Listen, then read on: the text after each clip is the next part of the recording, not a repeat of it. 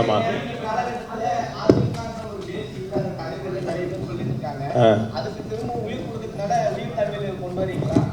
அப்படிலாம் ஒன்றும் இல்லை. அதெல்லாம் இருக்கு, கட்சி இருக்கு, தலைவர்லாம் இருக்காங்க, அப்படிலாம் ஒன்றும் இல்லை. நீங்கள் அந்த படத்துலையும் வந்து பார்த்தீங்கன்னா முட்டி போட்டு வந்தவங்க முன்னாடி நான் வந்து மக்கள் ஓட்டு போட்டு வந்தவங்கடான்னு வேற குத்தி காமிச்சிருக்கீங்க. டைரக்டாவே, மறைமுகமாக கூட இல்லை, இபிஎஸ்ஸை நேரடியாக தாக்கியிருக்கீங்க. இன்னைக்கு முழு படம் பாருங்க பிரதர். நீங்க ட்ரெய்லர் டீசர் பார்த்துட்டு நீங்களா ஒரு கதையை கிரியேட் பண்றீங்க. முழு படம் பாருங்க, உங்களுக்கு அது புரியும். அது இல்ல, இன்னைக்கு முட்டி போட்டு வராங்கன்னா யாரை சொல்லுவாங்க? நிறைய பேர் வராங்க. பிரச்சாரம் இப்ப முடிஞ்சிருக்கு, இப்ப எலெக்ஷன் முடிஞ்சிருக்கு. அதுல போட்டோவே காமிச்சிட்டு சுத்திட்டு இருந்தாங்க, எப்படி வந்திருக்காரு பாருன்னு சொல்லிட்டு.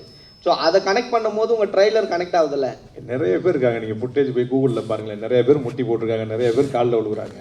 காலில் விழுகாத அரசியல்வாதி யார் இருக்கா? ஏற்கனவே சொன்னது தான் நான் சொல்றேன். நேற்று கூட ஓட்டு போட்டு ஒருத்தர் முட்டி போட்டுருக்காரு.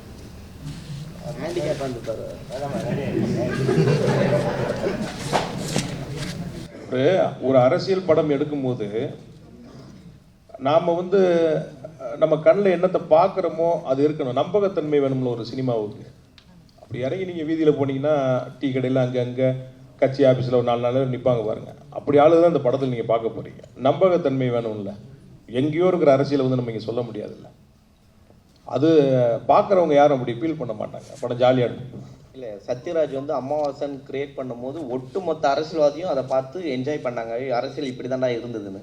ஆனால் உங்கள் அரசியல் காமிக்கும் பொழுதே ஒரு கிரியேட் ஆகுது. ஆல்ரெடி அவர் மேலே ஒரு இஷ்யூ ஓடிட்டு இருக்கு. அதை தாண்டி இந்த இதை காமிச்சதுக்கப்புறம் என்னடா இவங்களை காமிக்கிறதுக்கு பதில் ஆப்போசிட் பார்ட்டியை காமிச்சிட்டு இருக்காங்களே அப்படின்றது வெளியே ஒரு டாக் போயிட்டு இருக்கு. தெரியல உங்களுக்கு?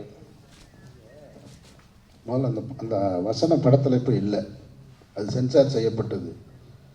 நீங்கள் ஒரு வசனம் வந்தது, அது ஏன் அது யாரை குறிக்குதுன்னு கேட்குறீங்க. அப்படிலாம் இல்லை, எல்லாரையுமே பேசியிருந்தோம்.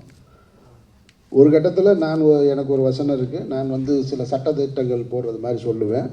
அதில் வந்து 60 வயதை கடந்தவர்கள் இளைஞர் அணியில் செயலாளராக இருக்க தடை அப்படின்னு சொல்லுவேன். அது ஒருத்தரை காயப்படுத்துது, ஒருத்தரை பாதிக்குது, இல்லை அது ஒருத்தரை குறிக்குது அப்படின்னு வச்சுக்கலாம். அந்த வசனமும் இப்போ படத்தில் இல்லை. அதாவது நம்ம ஒன்று நினைக்கிறோம், பொலிட்டிக்கல் சட்டையை எடுக்கணும்னு முடிவு எடுத்துட்டிங்கன்னா யாரையாவது மனசில் வச்சு தான் பேச முடியும். ஒரு காட்சி இருக்குது, இப்போ சத்தியம் பண்ணுறது, சமாஜில் சத்தியம் பண்ணுறது அப்படின்னு சொன்னால் காட்சி கூட வேணாம், இந்த வார்த்தையை சொன்னாலே உங்களுக்கு தெரியும். இதுக்கு காட்சி வேணுமா? சமாஜில் சத்தியம் பண்ணுறேன்னு சொன்னால். அதுபோல் தியானம் பண்ணுறது, சமாஜில் போய் தியானம்னா இதுக்கு ஒரு காட்சி வேணுமா? இதெல்லாம் குறிக்கும். இது அதுதான் நம்ம அரசியலை நம்ம பார்த்துக்கிட்டே இருக்கிறது. அப்போ அதை போல் ஒரு வசனம் வச்சா ஒருத்தரை நினைவுபடுத்துமானா கண்டிப்பாக நினைவுபடுத்தும். படுத்தினாதான் அது அரசியல் சட்டையர். நினைவுபடுத்தலைன்னா அப்புறம் என்ன இருக்குது? செய்திகளை உடனுக்குடனும் துல்லியமாகவும் தெரிந்து கொள்ள சப்ஸ்கிரைப் பண்ணுங்க.